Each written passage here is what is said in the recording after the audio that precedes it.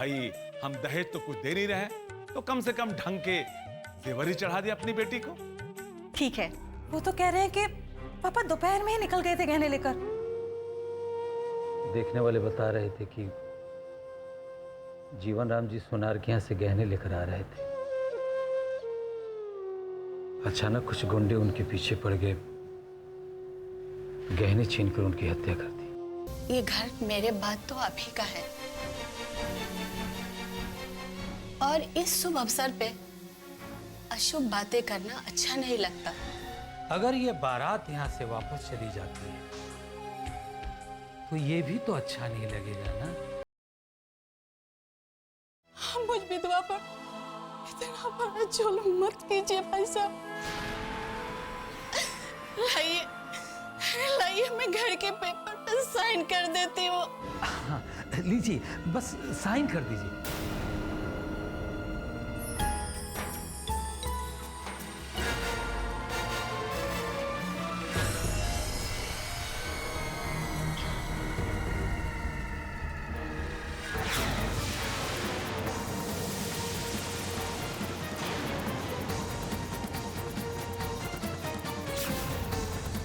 नहीं मम्मी, आप इस घर के पेपर्स पे साइन नहीं करेंगी। क्यों क्यों नहीं साइन कर सकती?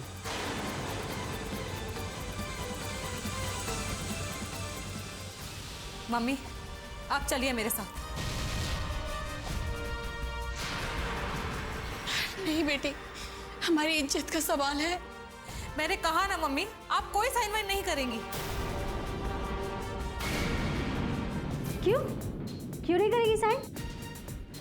जवाब दो। जरूर, जवाब तो मैं जरूर दूंगी, लेकिन यहां इस कमरे में नहीं, वहां मंडप में सबके सामने।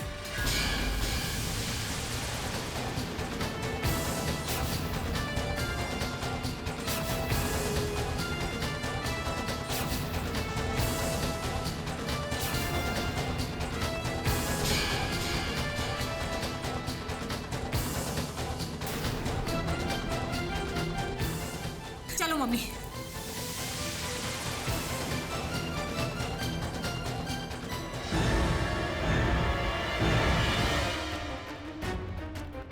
बेटा निहारिका, बेटे क्या कर रही हो तुम? क्या कर रही हो? यहां बुलाकर हमारा अपमान किया जा रहा है। क्या तमाशा है ये? तमाशा? तमाशा तो आप लोगों ने खड़ा किया है यहाँ पर। निहारिका, भगवान के लिए तुम चुप हो जाओ। नहीं, आज मैं चुप नहीं रह सकती। बेइज्जती करके क्या दिखाना चाहती हो तुम? मैं आप सब लोगों का असली चेहरा दिखाना चाहती हूँ।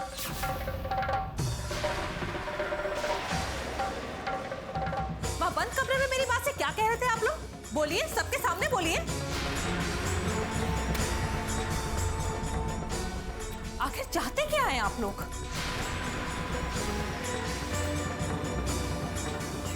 निहारिका बेटा, शांत हो जाओ। तुम्हारे बड़े हैं ना यहाँ, हम बात कर लेंगे, ठीक है? भाई साहब, आप इसकी बातों को बुरा मत मानिएगा।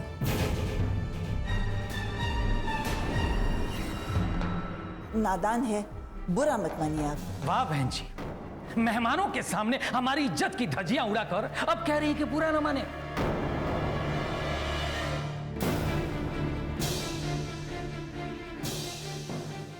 अरे हमने इस मंगली लड़की और शापित लड़की पर दया करके अपने बेटे से इसकी शादी की हाँ कर दी। क्या यही अपराध है हमारा?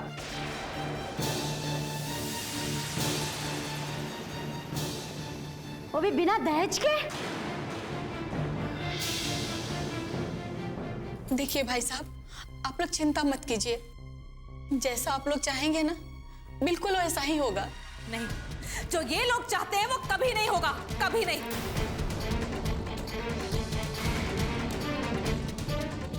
सारे बारातियों को मालूम होना चाहिए कि कितने लालची, कितने स्वार्थी और कितने गिरे हुए इंसान हैं ये लोग।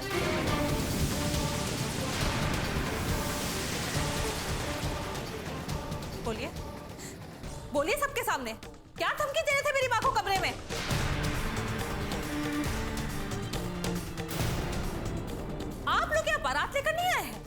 लोग यहाँ हमारी मजबूरी का फायदा उठाने आए हैं। आप लोगों को एक बहू नहीं, आप लोगों को ये घर चाहिए, घर।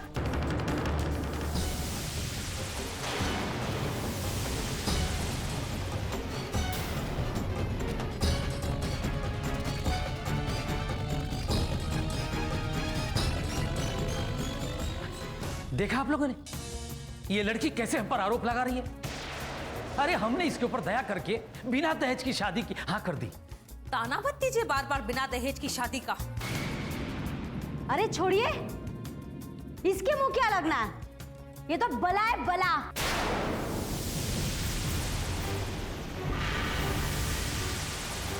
अरे इन लोगों ने हमें बारात लेकर नहीं बुलाया, बल्कि गालियां देने के लिए बुलाई।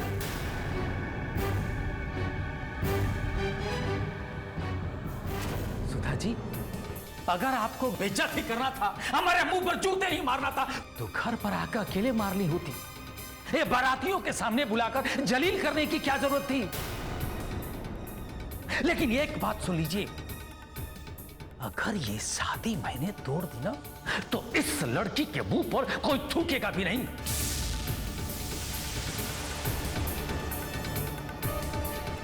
आप लोग क्या शादी तोड़ेंगे? ये शादी मैं तोड़ती हूँ।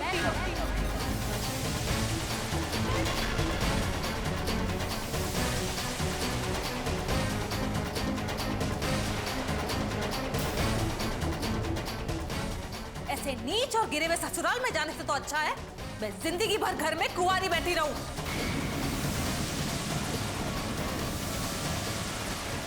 अब ये सारा शहर आप लोगों पर थूकेगा।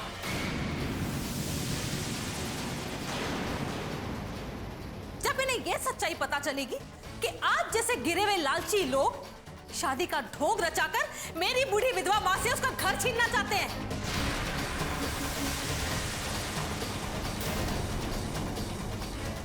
नहीं करनी मुझे ये शादी। ले जाइए अपनी ये बारात।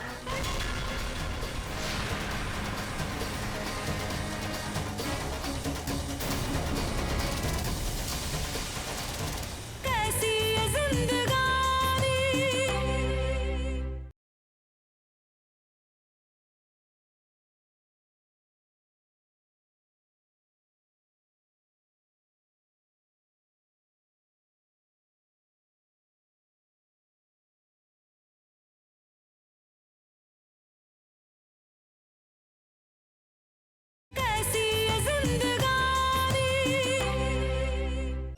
नहीं करनी मुझे ये शादी। ले जाइए अपनी ये बारात। अरे आप लोग खड़े खड़े मेरा मुंह क्या देख रहे हैं? अब क्या आप लोगों को इस बात का इंतजार है कि मैं आप जैसे दहेज के लालची लोगों का मुंह काला कर कर धक्के मारकर इस मंडप से निकालूं? बस बस बस बस। बहुत हो गया ये शादी वादी का खेल। भाड़ में गया ये शादी। चल बेटा।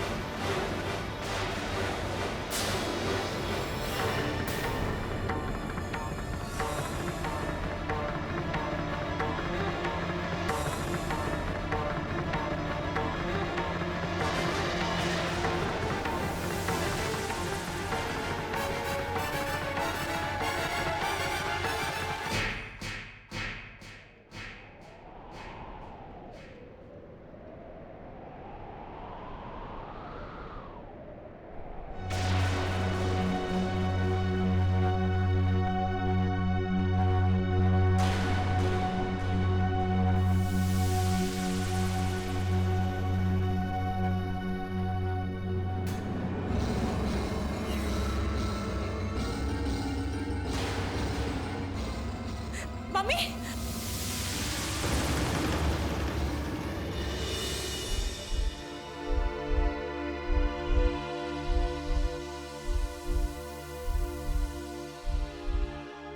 मम्मी,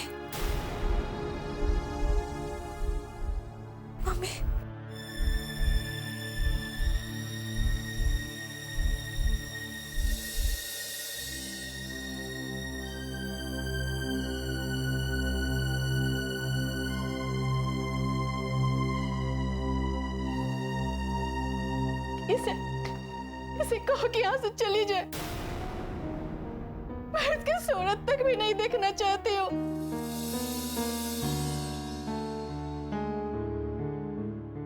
अरे सुधा, अपनी ही बेटी से नफरत करने का क्या मतलब है? ऐसी बेटी किस काम की, जिसने जीते जी मार डाला मुझे। ये दिन देखने से तो अच्छा था कि मैं भी इसके पिता के साथ ही इस दुनिया से चली गई होती।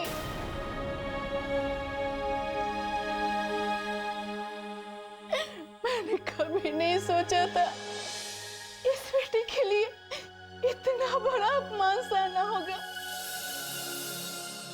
सुधा, निहारिका ने आज तुम्हारा सम्मान बढ़ाया है। उसने कितना बड़ा काम किया है तुम्हें पता है? उन लालची लोगों के मुंह पर तमाचा मारा है जो दहेज के लालची हैं। उसने उन लड़कियों का दिल जीत लिया है जिनके परिवार दहेज देने के लायक नहीं है। उन लड़कियों को हौसला दिया है जो दहेज के नाम पर ससुराल और समाज का अत्याचार सह रही हैं। ये सब दिल को झूठी तसल्ली देने वाली बातें हैं। कुछ पल के लिए सभी तारीफ करेंगे, कहेंगे कि दहेज के लिए एक लड़के शादी के लिए मना कर दिया। लेकिन सच्चाई तो ये है कि कोई भी मैं निहारिका का हाथ थामने नहीं आएगा।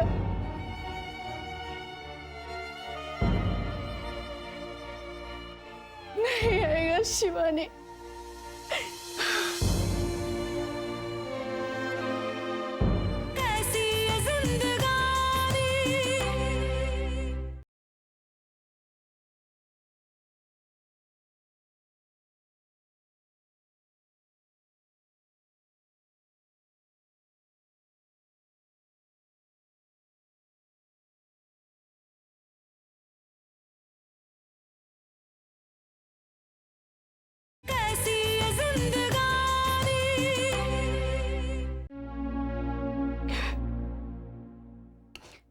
शिवानी, तुम मानो या ना मानो, लेकिन आज इस लड़की ने हंगामा करके अपनी जिंदगी तबाह कर ली।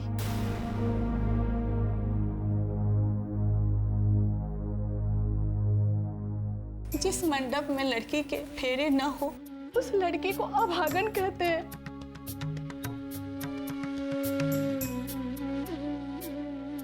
सुधा, हमारी निहारिका अभागन नहीं है। उसके फेरे होंगे और इसी मंडप में होंगे।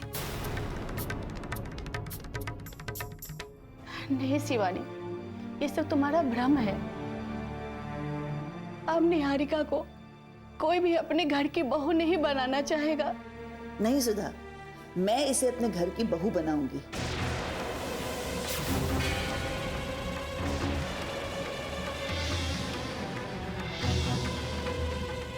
अभी और इसी मंडप में।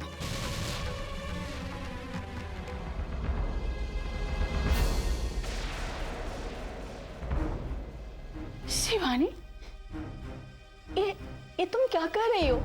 मैं सही कह रही हूँ। निहारिका के फेरे इसी मंडप में राहुल के साथ होंगे।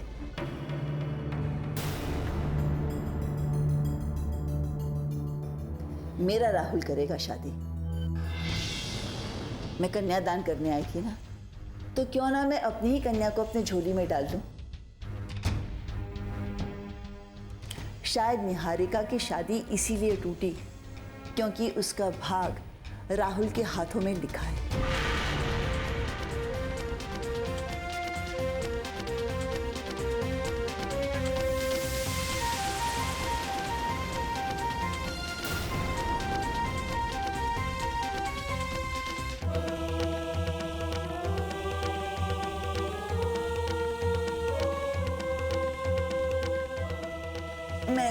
मैं अभी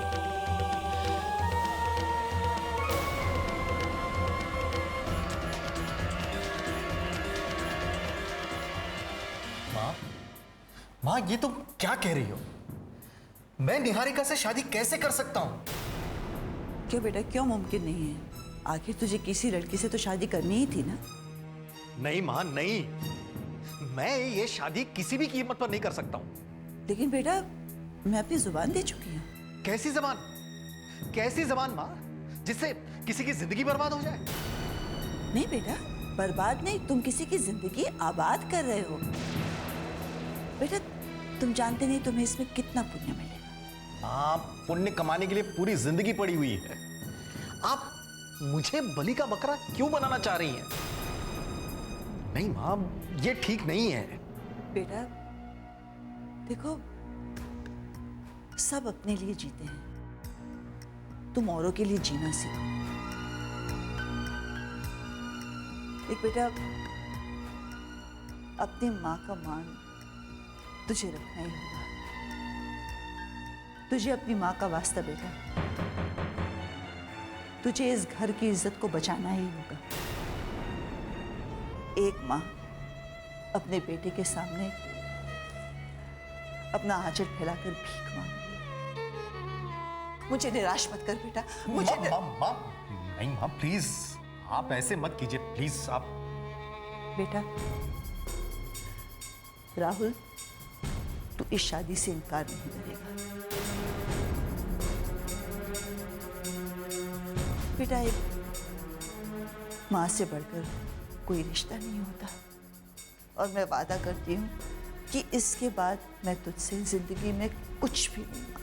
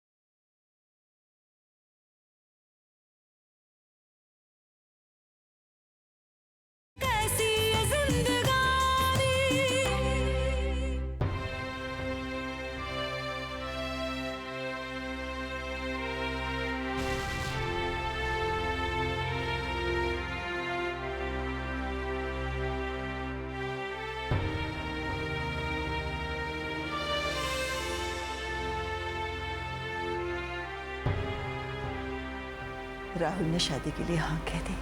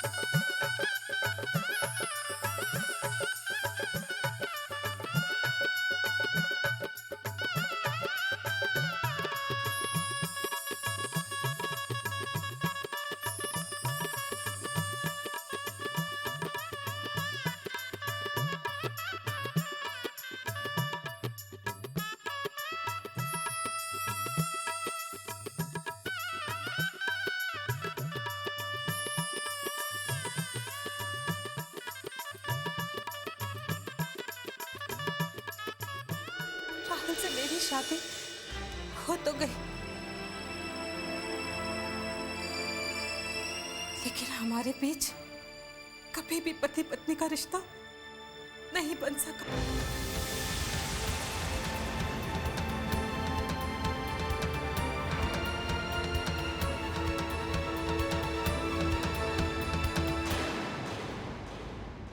सुरेखा, मुझे तो नहीं लगता कि उनके पति जिंदा हैं। ये भी अपने परिवार का पेट भरते हैं, काम करते हैं, समय पर ऑफिस आते हैं, और तुम सिर्फ वक्त गुजारने के लिए ऑफिस आते हो। तुम्हारे पति जिंदा है या फिर हो सकता है कि शायद इस दुनिया में नहीं है। अगर इस दुनिया में है तो कहाँ है, इस बात का पता तो लगाना पड़ेगा ना।